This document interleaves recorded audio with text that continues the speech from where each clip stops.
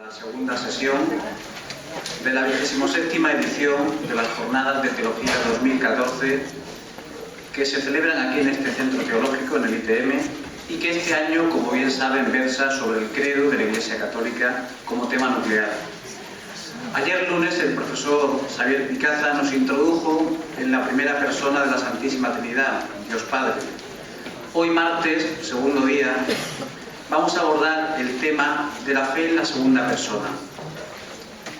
Ya podéis imaginar que el profesor García Ferrer no solo fue un buen alumno, sino es un buen hijo. Ya a mi edad, pues ya los veo a todos como hijos o nietos, ¿no? Más o menos.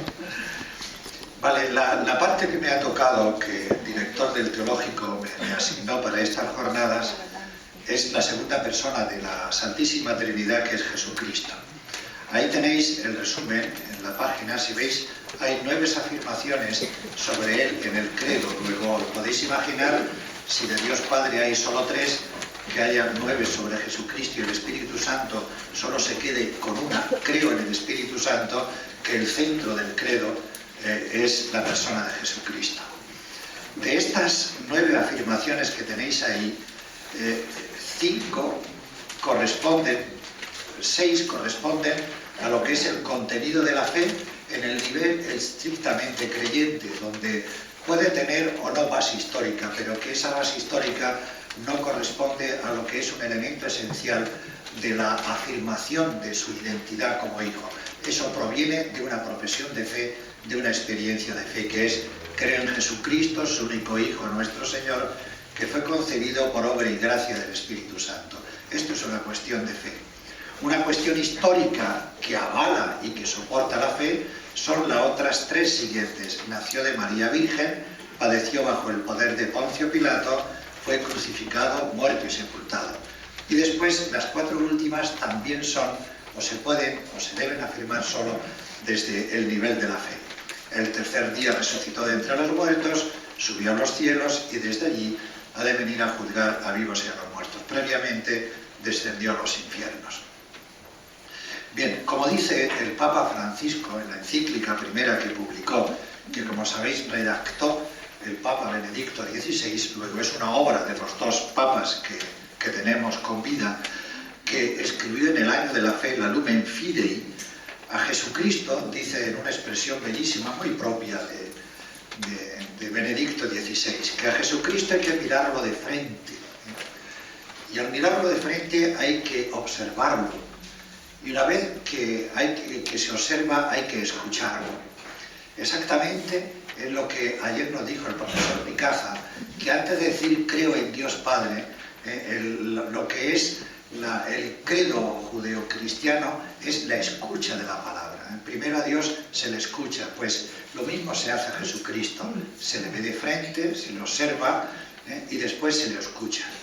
Y después dice el Papa, muy curiosamente, que hay que dar otro paso trascendental, que es introducirse en su vida y mirar toda la existencia con sus ojos, parecido a esas películas de cine cuando la cámara coge los ojos del protagonista y nos va enseñando o nos va mostrando lo que el protagonista en esos momentos está observando. Y viene a traducir el Papa con esta expresión la famosa frase de San Pablo a la carta a los Gálatas: no soy yo el que vive, es Cristo que vive en mí. Son los 2 pasos que nos recomienda el Papa. Y después aplica que Cristo habite por la fe en vuestros corazones. Porque efectivamente las nuevas afirmaciones que vamos a recorrer muy sucintamente esta noche en esta conferencia, pues solo veremos, acentuaremos la dimensión creyente que tenemos en nuestro corazón y que Dios nos ha puesto por el don de la fe. Primera afirmación: creo en Jesucristo, su único Hijo, nuestro Señor. Cuando decimos creo en Jesucristo, estamos diciendo toda la historia de Jesús, tanto en la dimensión histórica como en la dimensión de fe. Jesús es el nombre que le reveló el ángel a María, que significa Yahvé salva. Jesús es el nombre que le revela a José en el Evangelio de San Mateo, el ángel también, donde ahí se dice que significa Emmanuel, Dios con nosotros, pero que se identifica como el hijo de María y José. Es la persona histórica, cuando decimos Jesús es lo que hacemos referencia. Y la segunda es Cristo, es la palabra griega de Mesías, que es el enviado de Dios, el prometido por Dios en Israel, que le iba a devolver la libertad y por tanto la capacidad de autogestionarse en la historia. Es el Mesías esperado. Por eso, cuando nosotros decimos Jesucristo, unimos la dimensión histórica de esa persona y la dimensión creyente. Bien, para que sepamos realmente cuál es esta identidad, es decir, Jesús como dimensión histórica y Cristo como dimensión creyente, tenemos que preguntarnos sobre su origen. Y en el origen de Jesús hay tres niveles diferentes. El primer nivel se refiere a su origen histórico.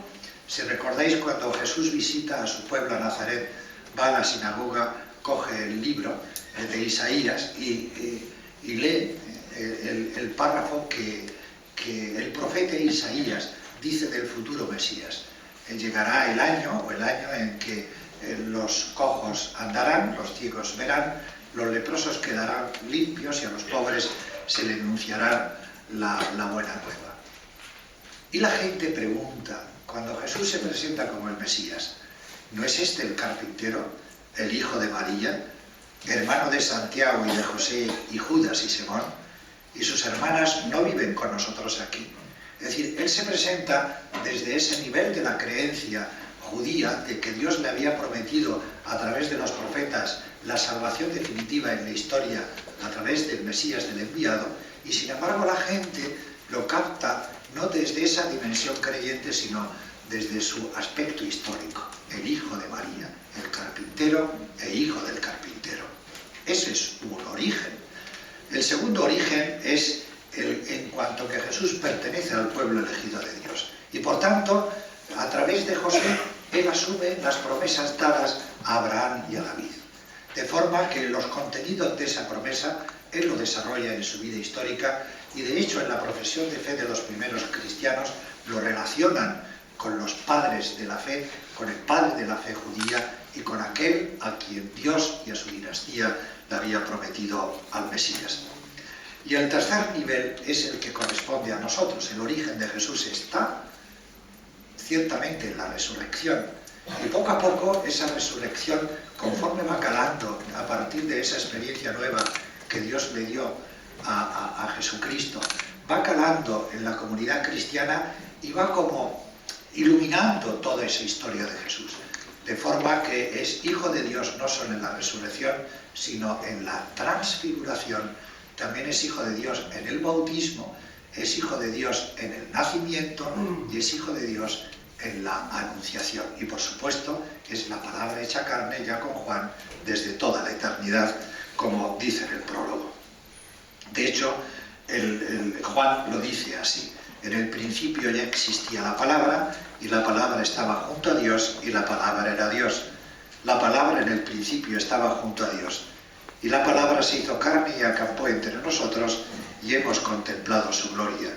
Gloria como del unigénito del Padre, lleno de gracia y de verdad. Bien, en la experiencia de la resurrección hay como dos esquemas que explica la comunidad cristiana esa experiencia única. Es el esquema escatológico en el que un muerto vuelve a la vida, en el que alguien que está durmiendo se despierta y se incorpora, pero el otro esquema que usan, que estaba muy presente en la época de Jesús, era el apocalíptico, en la cual es una relación vertical la que se da entre Dios y los hombres, como luego veremos cuando descendió a los infiernos. Está explicado desde ese esquema apocalíptico en el que Dios desciende y el hombre asciende. Es decir, Dios se relaciona con nosotros bajando de su estrado y al bajar de su estrado hace posible que nosotros subamos donde está Él. Pues eso se le aplicó a Jesús. Es decir, el que perdió en la batalla social y religiosa en Israel, el que fue crucificado y fue sepultado, es exaltado. Antes que la resurrección, los cristianos experimentaron esa resurrección como que Jesús venció a sus enemigos. ha vencido y por tanto está sentado a la derecha de Dios y por tanto está en el mismo trono divino y por tanto Dios que ha bajado para resucitarlo lo ha llevado consigo al reino, a su reino y a su gloria. Por eso es Señor, por eso es Señor.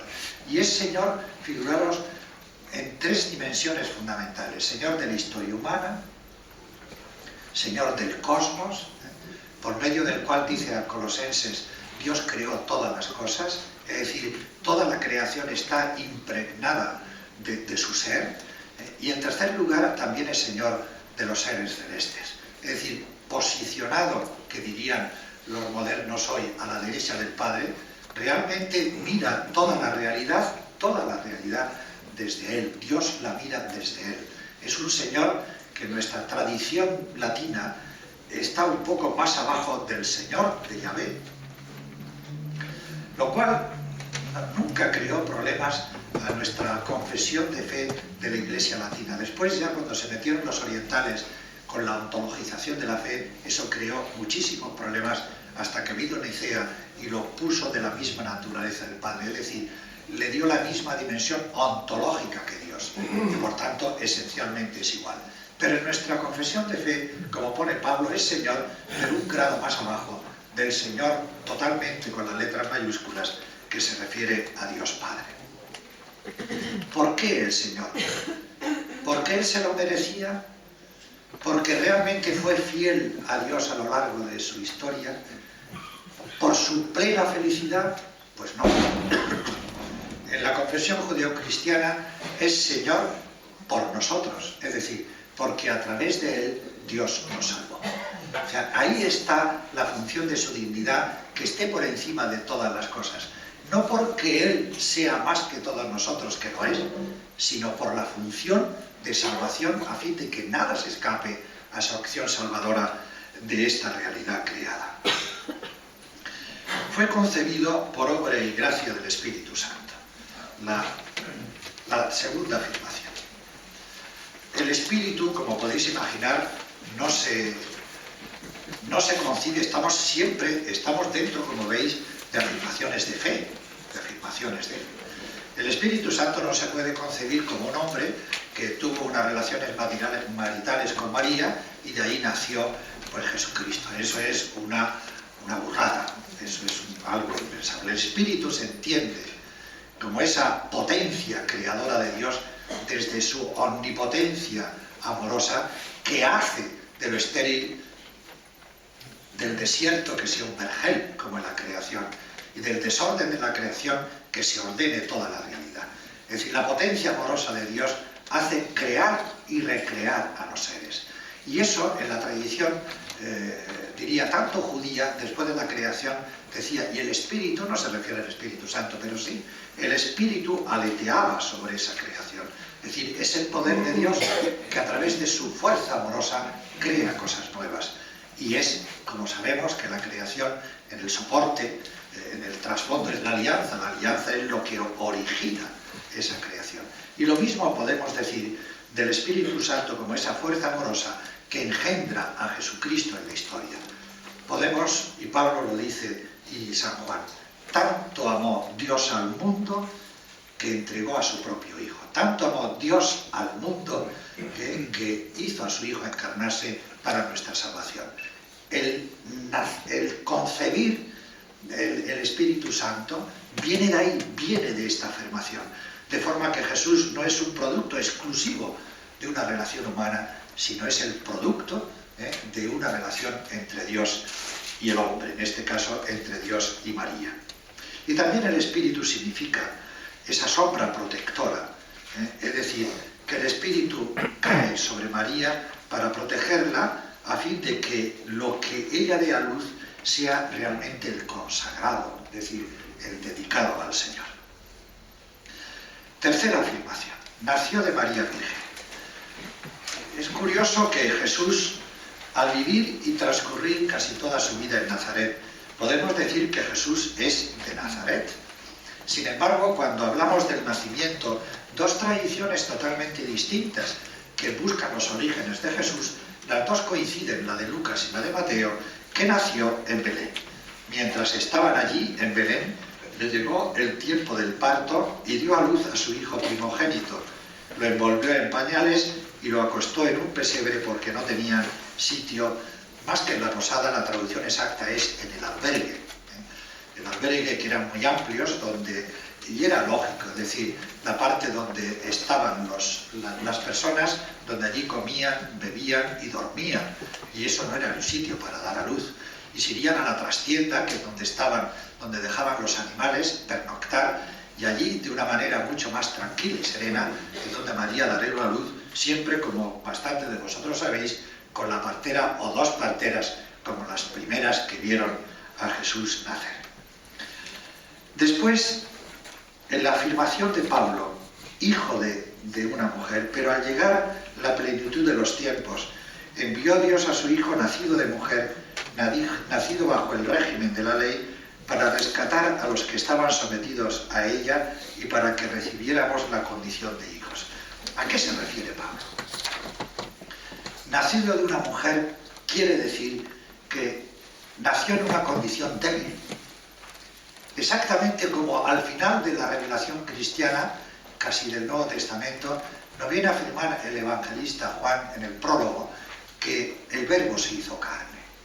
Y cuando el Verbo se hace carne, no se hace Dios, no se hace un ángel, no se hace un espíritu, se hace carne, es decir, se hace una historia humana en la cual nosotros perfectamente podemos percibir que se hace extremadamente débil, porque débiles somos nosotros, como entraña, por tanto, toda criatura que nace, y contrasta justo con la gloria divina que posee, según dice Filipenses, y los ángeles se encargan de proclamar en el mismo nacimiento.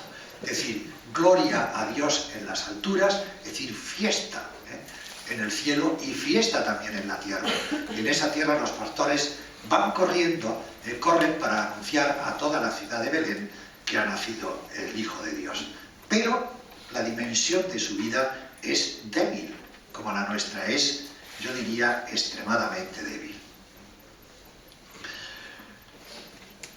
Cuarta afirmación. Padeció bajo el poder de Poncio Pilato.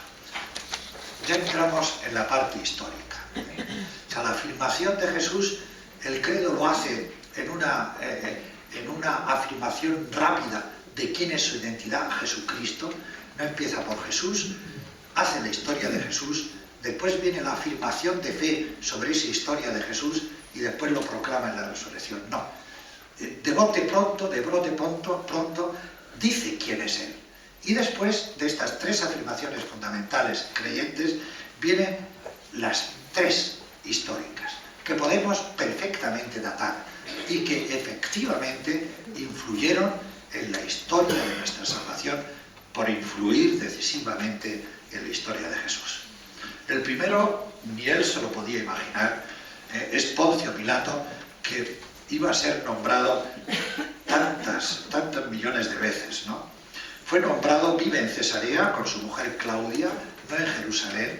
Sucedió al hijo de Herodes que no se hizo con la región de Judea, del sur de Palestina, porque era la más difícil. Allí estaba el templo, allí estaban los sacerdotes, estaban el Sanedrín, estaban todos los sumos sacerdotes, y por tanto, y también estaba una guarnición del Imperio Romano con 600 soldados y todo lo que era el control policial, podríamos decir así, de Roma hacia las rebeldías y el terrorismo que se daba constantemente en Jerusalén, debido a que los judíos pensaban que estaba su tierra santa, como piensan hoy día, su tierra sagrada estaba siendo pisada por gente pagana, por gente no creyente.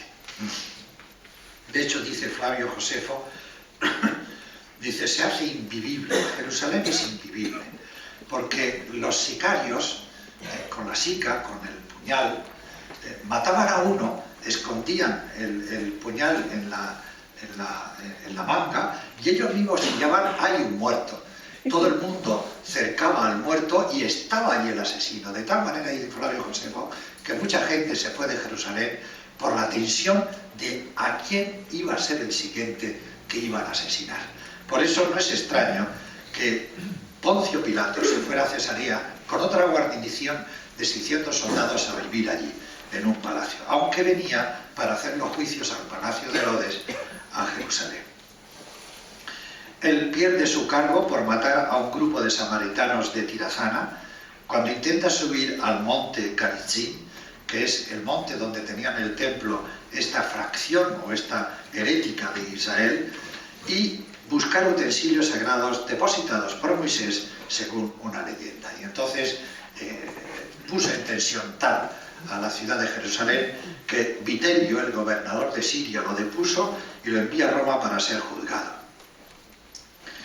No se sabe cuándo muere. Lo cierto es que era un dictador y un carcelero, un hombre que como de la élite romana despreciaba al mundo judío. Y así fue como juzgó seguramente a Jesucristo. Pero la historia de Pilato es un contraste. Es decir, por ejemplo, la Iglesia de Etiopía la tiene como un santo, debido a la carga que hace Marcos y Mateo, una carga tremenda, de excusar su acción en la condena de Jesús y recargar la acción sobre el pueblo judío. ¿Recordáis? Caiga su sangre sobre nosotros y sobre nuestros hijos, cuando él intentaba liberar a Jesucristo. Es una medida apologética del cristianismo primitivo, cuando se estaba insertando el Imperio Romano y no podía decirle, cuando los romanos estaban pasando a lo que era a engrosar las comunidades cristianas, a decir que uno de los vuestros lo mató. Entonces van suavizando esa responsabilidad que al final es suya, exclusivamente suya, de la muerte de Jesús. Si recordáis, en la película esta de Mel Gibson sobre la pasión de Cristo, que está en subtítulo en español, pero estaba dicha en arameo. Entonces en arameo coge todo sin hacer crítica histórica o exegética, pone la afirmación de Mateo de que caiga su sangre sobre nosotros y sobre nuestros hijos. Y un gran catedrático judío que ha escrito y bien sobre Jesús, pues naturalmente lo entendió y escribió un artículo furibundo que quitasen esa frase de la película. Y la quitaron, claro, porque no es histórica, es redaccional. Bien, por tanto, hay una línea de excusa de Pilato de su responsabilidad en la crucifixión de Jesús, y que, claro, eso aboca a los que leen los evangelios de una manera directa y creyéndose como histórico todo lo que dicen, pues entonces lo tienen como santo. Otros, sin embargo, la tradición que hay dentro del imperio es que se suicidó. Se suicidó como una persona realmente malvada, ¿no? Por eso padeció bajo el poder de Poncio Pilato. Fue crucificado, muerto y sepultado. Es decir, la crucifixión, ¿a quién estaba reservada? Estaba reservada a los rebeldes políticos. La gran acción que hicieron los sumos sacerdotes fue genial. Es decir, cómo, condenar a alguien que estorba socialmente según ley. No es el Estado el que directamente los mata, no es el Estado el que, ejerciendo su fuerza que los ciudadanos le hemos dado, pues liquida a los terroristas, no es eso. Una muerte ejecutada bien hecha, se tiene que hacer según ley. Entonces, ¿qué hicieron los sumos sacerdotes? Cambiar la causa por la cual Jesús luchó, que era implantar el reino de Dios, decir que la presencia de Dios salvadora comienza ya con su presencia en la historia, y eso es reino, y unir la palabra reino de Dios a rey, y venderla a Pilato de una manera inteligentísima de que era el rey de los judíos. Claro, Pilato, ¿qué es lo que hizo? Simplemente aplicar la ley. ¿Rey de los judíos? No, el único rey es Tiberio. Y el único emperador que hay en el Imperio Romano es Tiberio. Entonces, es una rebeldía política y como tal, no un homicidio, sino como tal, como rebelde político, estaba castigado al peor de los ajusticiamientos, como era la crucifixión. En Verres de Cicerón, que a un amigo suyo lo crucificó el emperador, le dio una crítica tremenda. Dice, pero ¿cómo te atreves tú a crucificar a un romano, a un ciudadano romano. Si eso es de esclavos, ¿no? Eso es de rebeldes políticos, pero de esclavos, ¿no? Porque el rebelde político romano generalmente, si lo pillaban, se suicidaba antes que le cortasen la cabeza. Bien, os podéis imaginar que lo llevaron a Jesús, le cambiaron la causa, en el Sanedrín o en la casa de Anás dijeron de Jesús que efectivamente tenía que desaparecer porque había criticado lo que era el símbolo básico de la identidad judía, como era el templo, y por tanto era peligrosísimo Jesús. Le cambiaron la causa por la cual Jesús luchó y le dijeron que era un rebelde que impedía pagar el tributo al César, y que se hacía el rey de los judíos, que es como pone en San Lucas la presentación que hace de los sumos sacerdotes de Jesús a Pilato. Y Pilato le diría in crucem, a la cruz, el siguiente, y punto. O sea, nada de diálogos ni nada de... Si allí a lo mejor tenía esa mañana 20 porque bajaba una vez a la semana, una vez cada 15 días, cuando habían 15, 20, 30 para juzgar, ¿no? Pues a la cruz, el siguiente. Eso sería, era un juicio extraordinario que tenían capacidad los romanos de hacerlo en las colonias, no en Roma, sino en las colonias. ¿Recordáis, por ejemplo, que a San Pablo, cuando también lo mandaron a la cruz, le dijo, no, señor, yo soy romano, yo soy ciudadano romano, y a mí se me debe un juicio según orden, y tuvieron que llevarlo a Roma y darle un juicio como Dios manda. Sin embargo, Jesús no tuvo esa oportunidad, no era ciudadano romano. Entonces diría, irás a la cruz, abi in crucem, vete a la cruz, y punto. Y lo hicieron azotar, como ponen de una manera casi de paso los evangelistas, que es debilitar al reo al máximo para que durase lo mínimo en la cruz, y después lo crucificaron. El reo llevaba solo la traviesa, porque el palo vertical estaba fijo en los montículos alrededor de Jerusalén, en este caso en el Gólgota. Llevan al reo, llevan a Jesús con el palo transversal, y tenía que ya estar extremadamente débil. Recordar que le dieron una paliza en el huerto de los olivos, y después también le dieron en la casa de Anás, y después los azotes. Luego estaba ya muy débil. De hecho, pues lo de Simón de Cirene da a entender que efectivamente no podía llevar a la traviesa, y después también cuando murió se extrañó Pilato de que lo hubiera hecho tan pronto. ¿Debido a qué? A que la crucifixión es un ajusticiamiento que está hecho para sufrir, no está hecho para morir. Aquí hay médicos que lo saben muy bien. Es decir, es la saña, que no es invento la crucifixión de los romanos, era de una cultura vecina a Israel, que tenían la tierra como sagrada y por eso ajusticiaban en la cruz, para que la sangre no untara esa sacralidad que tenía la tierra. Pero como los romanos lo refinaron, es decir, toquemos, solo aquí es donde clavaban y en los pies, o bien un clavo por los talones que traspasaba un talón, el palo vertical, y el otro talón. Entonces, el sistema era muy horroroso, es decir, porque como morían los crucificados, no morían porque se desangraban, sino morían asfixiados. Era tal el dolor el que tenían que al final perdían la cabeza, se descolgaban, quedaban descolgados, y por tanto no podían respirar y se asfixiaban. Y la técnica era, ¿tú quieres vivir?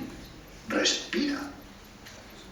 Vosotros pensad y colgaros en una vara, a ver lo que resistís, ¿no? Tú quieres vivir, respira.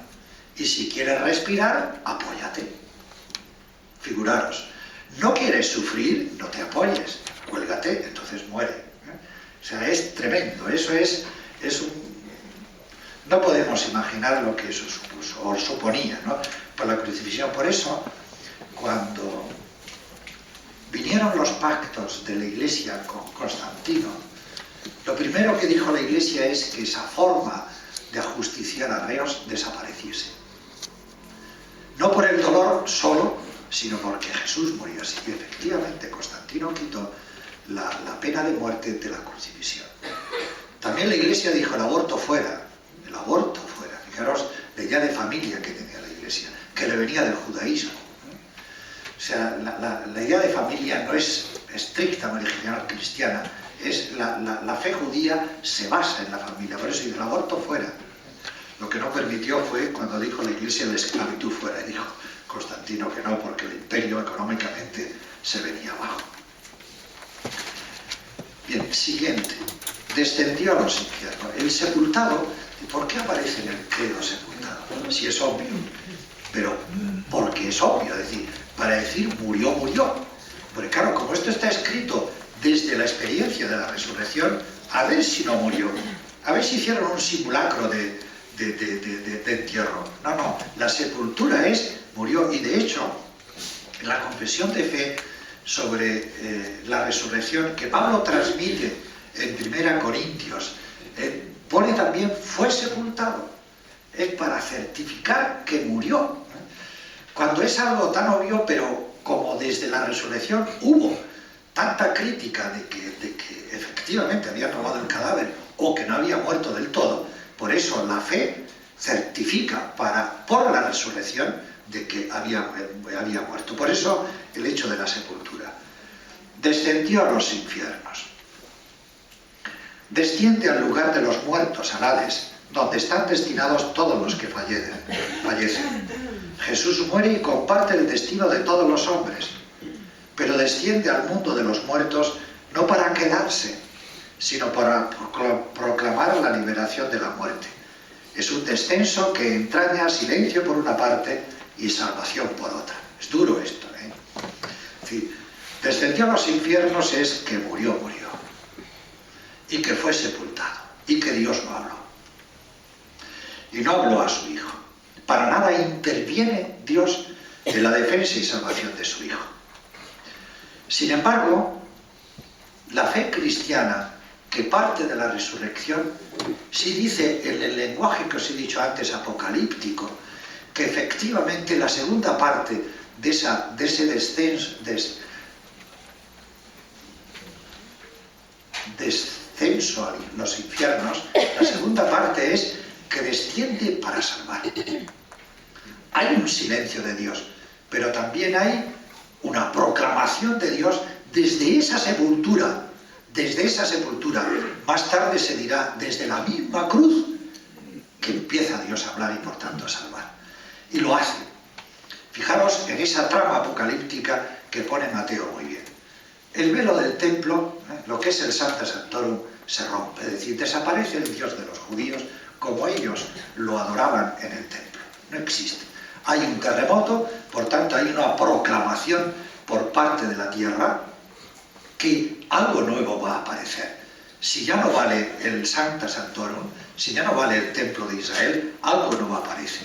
Y nuevo aparece en los cielos, con las tinieblas, esa transformación que hay en el mundo celeste, en la tierra, con los terremotos y las piedras rajadas, y en el subsuelo, con las tumbas abiertas y la resurrección de los muertos.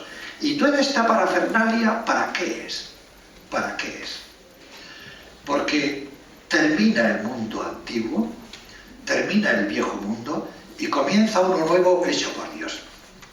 Se entiende la espera de los reanimados en las tumbas a que Jesús resucite, porque la creencia cristiana es que la resurrección de los muertos depende y nace de la de Jesús, el mismo que está crucificado.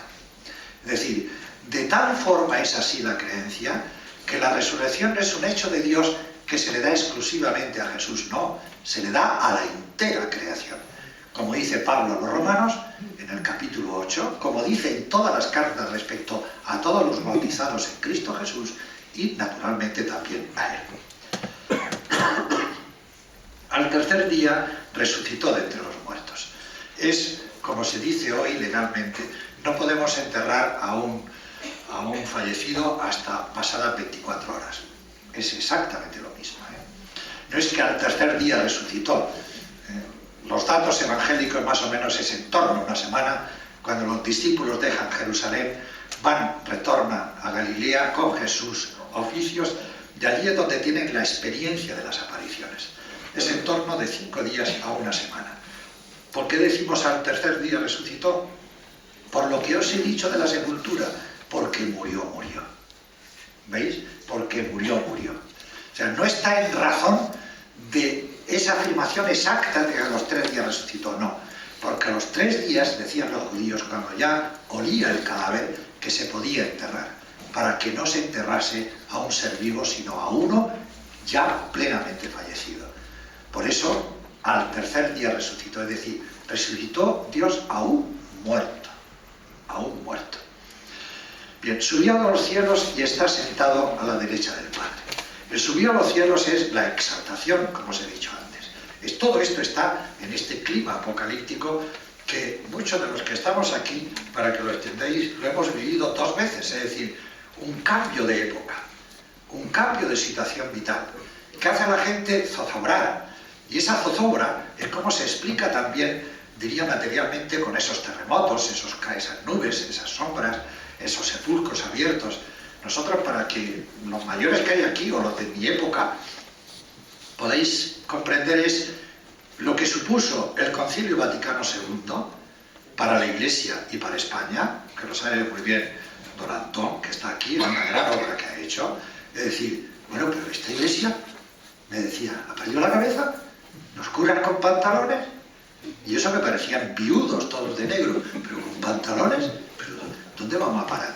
Fue un cambio radical en la Iglesia, de tal manera que a mucha gente despistó y a mucha gente le hizo salir de la Iglesia porque no comprendía que la fe también se podía vivir con otros moldes, como cada generación lo ha vivido con formas diferentes, no esencialmente iguales.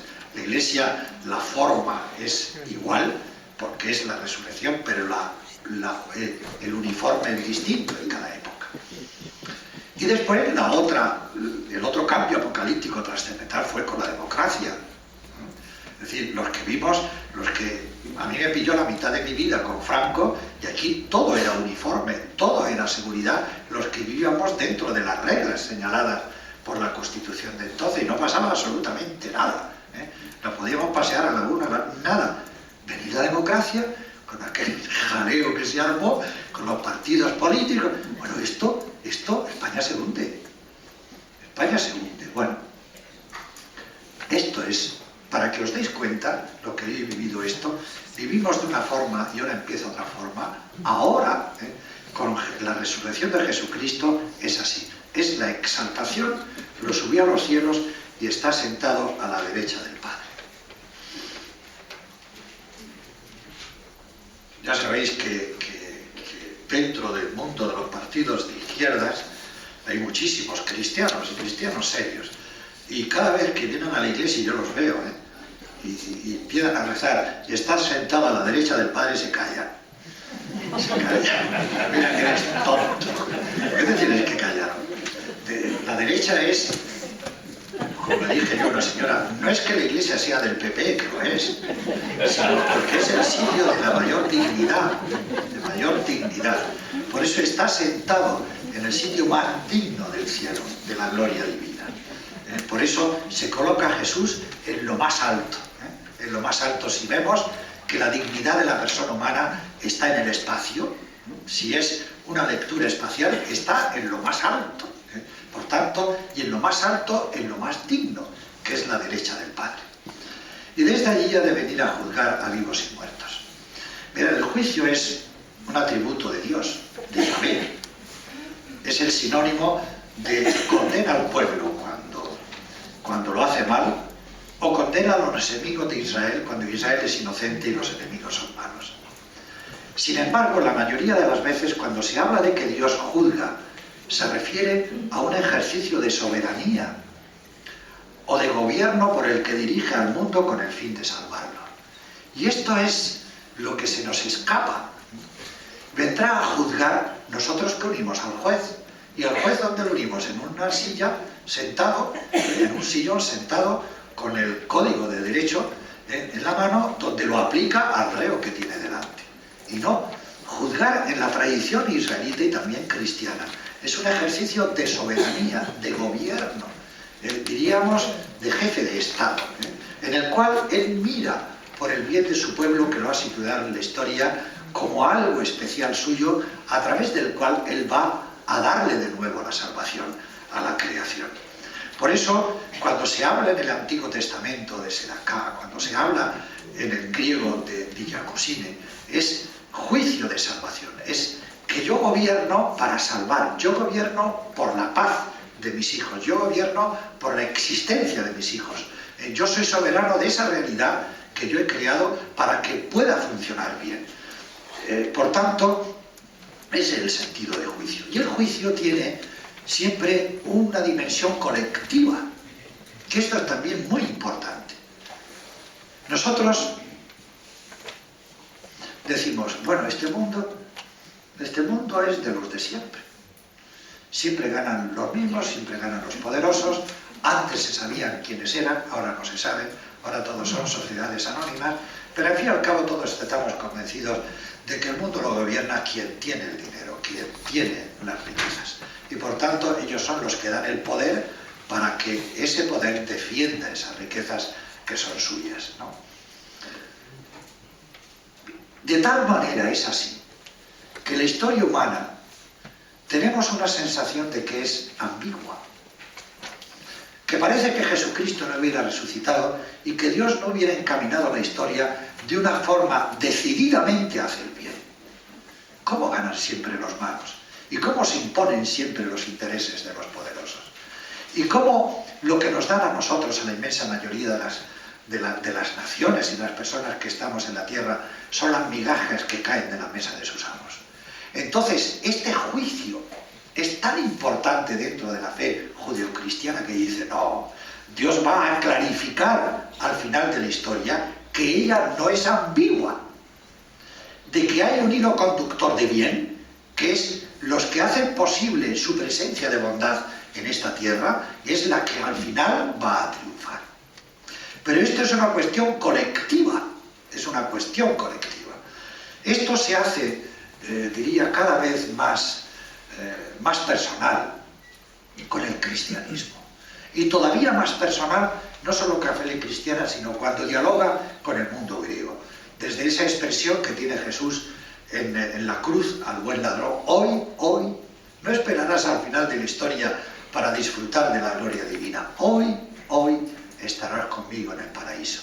Que es esos hoy que Jesús va pronunciando a lo largo de su historia en el Evangelio de Lucas, que van diciendo ya que la salvación está aquí, que está aquí. Hoy ha nacido el Salvador, con el nacimiento. Hoy ya está la salvación aquí. Cuando se presenta en la sinagoga, ese párrafo que hemos citado antes, dice, hoy se hace valer, no se hace presente esta palabra que os he anunciado, los pobres son evangelizados. A Zaqueo le dice, hoy ha venido la salvación en esta casa. Y en la cruz dice, hoy estarás conmigo en el paraíso. Es decir, no hay que esperar al final de la historia para que de una manera global Dios decida realmente la historia que merece la pena salvarla y la historia que merece la pena condenarla definitivamente. Sino que hay un encuentro también personal con Dios cuando cada uno morimos. Y ese encuentro, Dios ha renunciado a él para dárselo a su Hijo. Y es precioso, es decir, es precioso. ¿Qué no hizo nada Jesús en los 3 años de vida pública? ¿Pero esto qué es? Nació, vosotros, fijaros, es que solo hay en el credo 3 afirmaciones históricas sobre Jesús, sobre 9 afirmaciones que hay sobre él. Pero es que no hay nada de su vida pública. Le habían dicho, pues nos enseñó a rezar, nos enseñó las bienaventuranzas como alternativa a los 10 mandamientos y padeció, bueno, pero hizo discípulos, nada. El credo, como son cuestiones, diría, fundamentales para que la persona le quede en la memoria grabado lo que es la identidad de la fe, así lo ha visto la Iglesia a lo largo de los siglos. Pero yo puse en el credo, vamos a decir por lo menos 3 cosas de la vida pública. Y a algunos le ha sentado mal, ¿qué va a hacer? Pero habrá que decir algo de la vida pública. Bueno, estamos dentro, aún nadie se ha levantado, luego no son las 8. No son las 8. Si nadie se ha levantado, tenemos tiempo para... Muy bien.